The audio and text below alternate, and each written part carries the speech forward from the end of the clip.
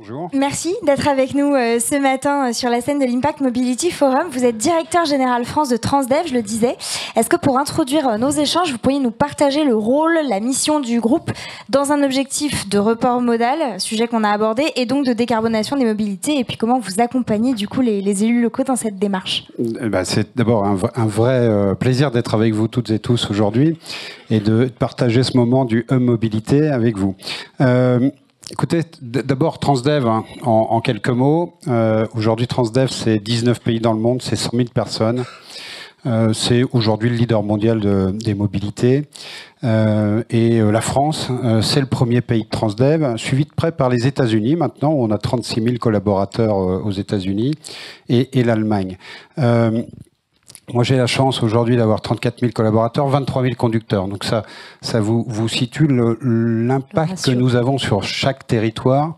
On a des clients qui sont autorités organisatrices régionales et des clients qui sont autorités organisatrices agglomération, métropole, communauté urbaine et j'allais dire tout le type de villes qu'on peut retrouver sur le territoire. Alors, à travers ça, en fait, j'allais dire que notre première mission, c'est comme de rapprocher les gens qui, pour les mobilités du quotidien et les territoires. Je crois qu'on est au cœur du sujet aujourd'hui. On a une raison d'être qui est assez simple, en fait, c'est quand même d'être en capacité chaque jour d'apporter des solutions fiables, en confiance pour les passagers et en protégeant le bien commun. Donc je vais essayer de vous illustrer tout ça. Alors dans une logique de bien commun, on peut tout de suite penser à la mobilité électrique, par exemple.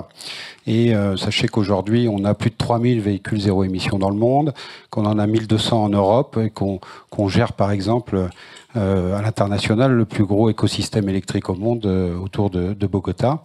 Mais nous avons transformé des réseaux, celui de Roanne, par exemple, celui de Valence, donc dans des villes moyennes, à l'électrique également. Mais si je veux parler un peu de transition et de décarbonation, moi je voudrais dire que j'ai plutôt 6 convictions. Alors c'est beaucoup peut-être, mais en fait on regarde comment les mobilités impactent la vie des gens. La première, c'est clairement de rapprocher les centres des périphéries. On voit bien l'attractivité des centres, on voit bien l'attractivité des villes moyennes. Sébastien Martin en a parlé avec la réindustrialisation, avec le besoin d'être attractif pour attirer des collaborateurs.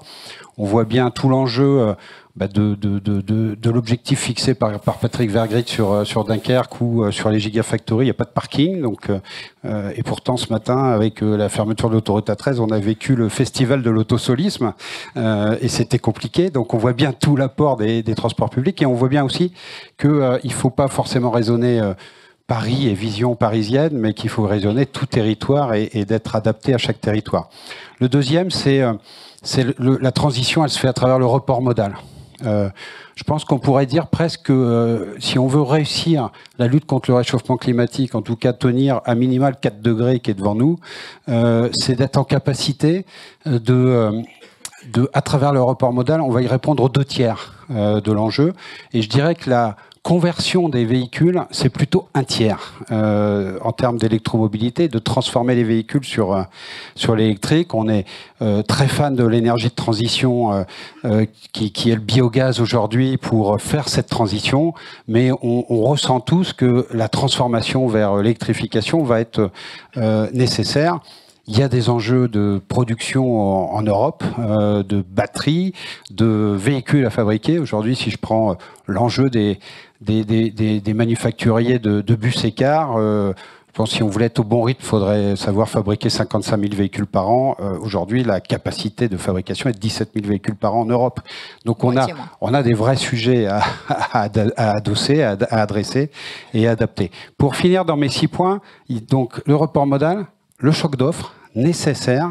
Il faut se projeter au moins à x3 sur le niveau d'offres qu'on a en France pour adresser les périphéries, pour répondre finalement à ce que exprimaient les Gilets jaunes à l'époque, et d'être en capacité d'apporter pour les mobilités du quotidien des solutions alternatives. Et là, je rejoins pleinement ce qu'a adressé Sébastien Martin sur le versement mobilité. On va finalement, à travers un certain nombre de techniques, et je vais y venir juste après, créer des lignes, c'est par exemple les cars express, qui vont finalement répondre non pas à cette vieille tradition que nous avions dans le métier, qui était finalement de gérer les abonnés des transports publics, ce qui ne représente que 11% des kilomètres faits en France aujourd'hui par rapport à 80% sur la voiture, mais de finalement s'intéresser à ceux qui utilisent leur voiture, de regarder la capacité de certains à laisser leur voiture au moins quelques fois dans la semaine, voire sur la semaine complète, parce que le besoin est toujours là quelque part, mais surtout à venir aller chercher tous les gens qui finalement n'ont pas identifié que le transport public était là, présent, puisqu'on va créer de l'offre, étaient sur des lignes qui étaient rapides, qui étaient confortables, qui étaient zéro émission, et qui évidemment, à un moment donné, sont à moins de 500 mètres de chez eux, mais ils les ont pas identifiés. Donc, c'est plus de marketing direct, donc c'est plus de connaissance de nos clients passagers. C'est des partenariats avec les afficheurs dans les rues pour se dire, mais peut-être que juste avec une flèche, à 300 mètres de là, vous avez une ligne qui vous emmène exactement à cet endroit-là, et très rapidement. En tout cas, d'être capable de montrer qu'on sait aller chercher des nouveaux passagers, et non pas uniquement adressé à travers des incitations tarifaires qui sont nécessaires pour les faibles revenus et les gens à faible moyen, mais de ne pas uniquement adresser finalement le fait que c'est plutôt simple parce qu'on monte et on descend. Et en fait, on aurait pu marcher, on aurait pu prendre le vélo différemment. Donc il y a vraiment des logiques derrière ça. Le point sous-jacent du choc d'offres, c'est le rythme, c'est-à-dire qu'il ne faut pas se tromper, on est dans un environnement pénurique de conducteurs, de mainteneurs, et ça ne va pas s'améliorer. Je dirais à 3 à 5 ans, nous on estime que le besoin va être x2 et que la capacité à y répondre sera compliquée, parce que tout simplement, il y a des changements démographiques, il y a du rapport au travail qui est différent, et donc il faut de plus en plus individualiser la relation. On travaille beaucoup sur tout ce qui permet d'individualiser la relation au travail quotidien du conducteur pour lui permettre d'adapter son rythme à celui du besoin et du service. Mais le rythme, c'est d'abord d'être en capacité de faire l'offre. Et pour faire l'offre, c'est ce qu'attendent de nous toutes les AOM, c'est de délivrer le service. Il faut avoir les forces vives, il faut avoir des conducteurs, il faut avoir des mécaniciens. Il faut être en capacité de les former. Par exemple, Transdev, on a formé 900 conducteurs l'année dernière avec l'Académie by Transdev, qu'on a monté juste après le Covid, parce que tous ces effets et tous ces phénomènes étaient connus, mais ont été juste boostés et renforcés et accélérés par la crise sanitaire. Et on a également de plus en plus de partenariats pour aller sourcer et regarder en fait les gens qui s'ignorent sur le fait qu'ils peuvent être au service et utiles aux hommes et aux femmes qui composent notre société. Dernier point, après ce rythme, il y a une notion évidemment d'intermodalité et de multimodalité, donc être capable d'adresser tous les modes, et ça c'est notre travail d'assembleur et d'être en capacité d'assembler. On le disait, le vélo, le mode actif, je pense que c'est assez impressionnant de voir que des villes comme Valence, que des villes comme Roanne, des villes comme Niort, par exemple, ont plus de 1300 à 1500 vélos en location longue durée. Je ne vous parle pas de la région Île-de-France avec Véligo et avec l'offre qu'on a fait avec La Poste, où on adresse plus de 20 000 vélos aujourd'hui en région Île-de-France, avec des potentialités x2 à venir. Pour réussir tout ça, on travaille à la fois sur, j'allais dire, du très simple qui est notre métier de faire tourner les lignes, mais avec des variations qui sont comment on intègre l'électromobilité, comment on intègre le biogaz, comment on va faire la transition sur les dépôts et la conversion. On transforme beaucoup de dépôts en conversion énergétique aujourd'hui. On travaille beaucoup sur la sobriété également. Je dirais que quand on met des modules sur l'éco-conduite, on est en capacité de réduire aujourd'hui, sur une première année, on réduit de 3% la consommation des combustibles fossiles qu'on utilise encore, tous. Donc on arrive à faire ça relativement facilement.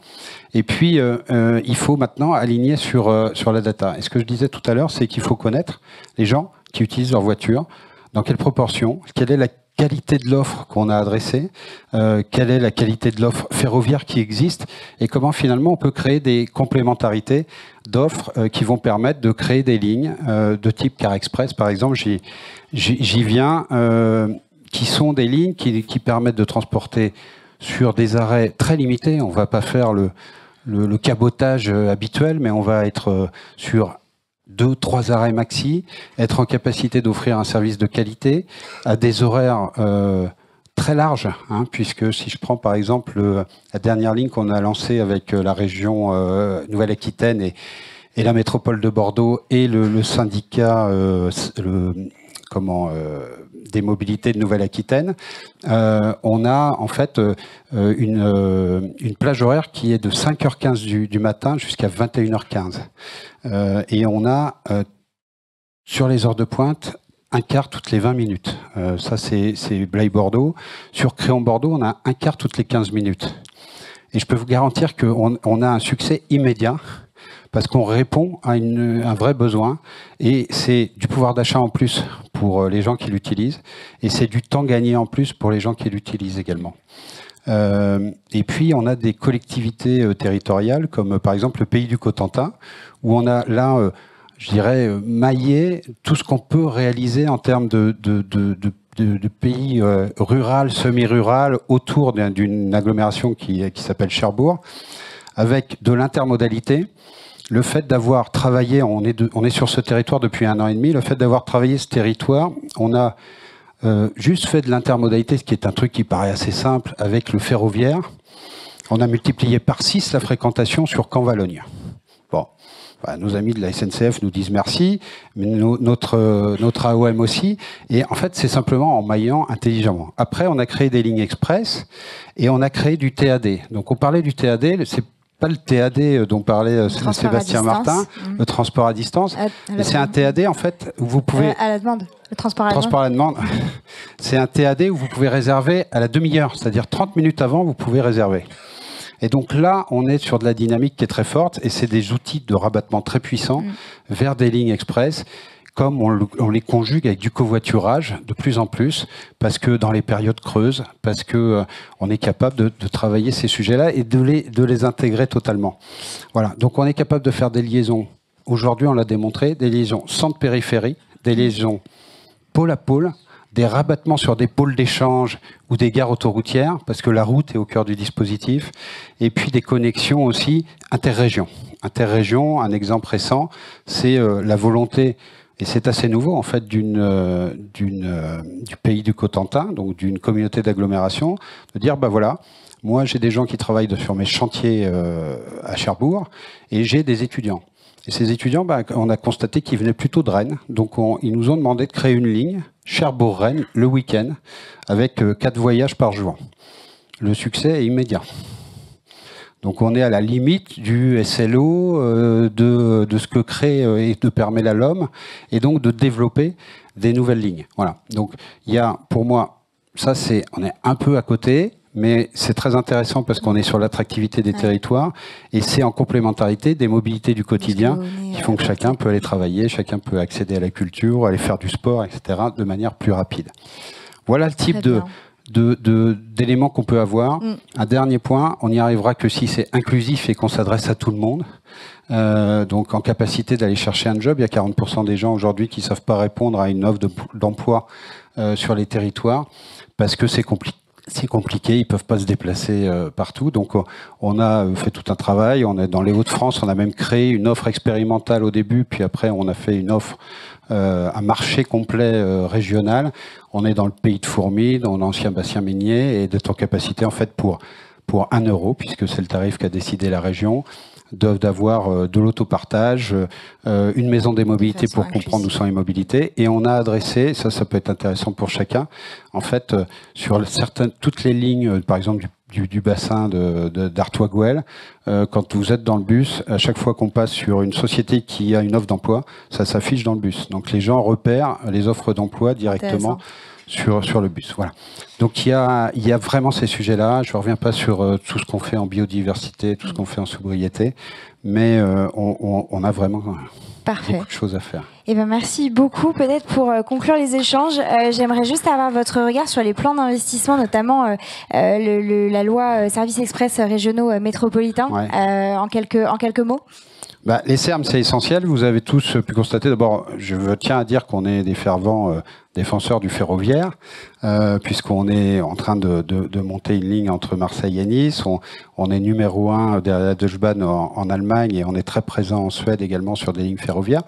Mais nous, on fait le constat dans la loi SERM qu'il y a maintenant ferroviaire et car express. Et non pas, et le cas échéant, les cars express. Donc il y a un territoire pour nous tous ici de développement et de réponse à cette mobilité entre les périphéries et les centres qui est importante et qui, en tout cas selon nous, pour moins de 3000 passagers jour, parce qu'on peut mettre une barrière, alors 3-4 000, moins de 5000 on pourrait dire, mais au-delà, le ferroviaire se justifie pleinement en termes de coût et en termes d'usage du bien commun qui est l'argent public, mais en deçà, ce qu'on peut dire, c'est qu'en fait, pour globalement la moitié du coût du ferroviaire, on peut adresser 4 fois plus de fréquentation et donc 4 fois plus de fréquences, et être en capacité, pour un coût qui est juste bien plus modique, de créer des lignes de car express et d'utiliser la voie routière qui est essentielle. Donc c'est plus rapide à mettre en œuvre, c'est plus pratique